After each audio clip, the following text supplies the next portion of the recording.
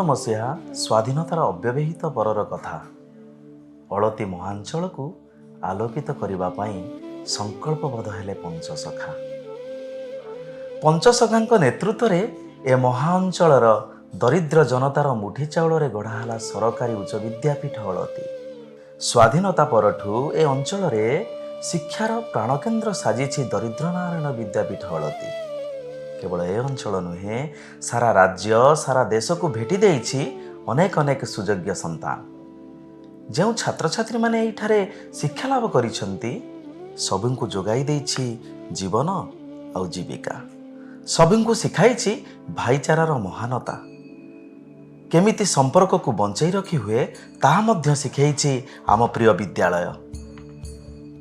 याहारी मध्यरे पुरिछि एई शिक्षाश्री को 70 वर्ष।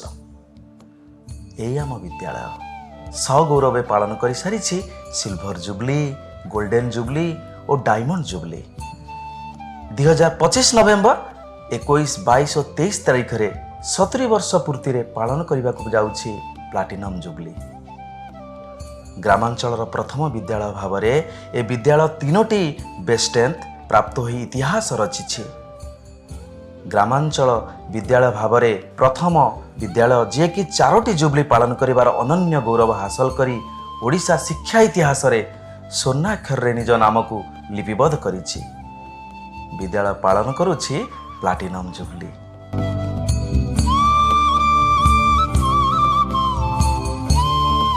दरिद्र नारायण विद्यापीठ आम मां नुहे देइछि मार ममता।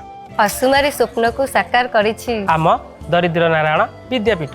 एथिपाई तो समस्त गर्व रे कहंती दरिद्र नारायण विद्यापीठ अलती।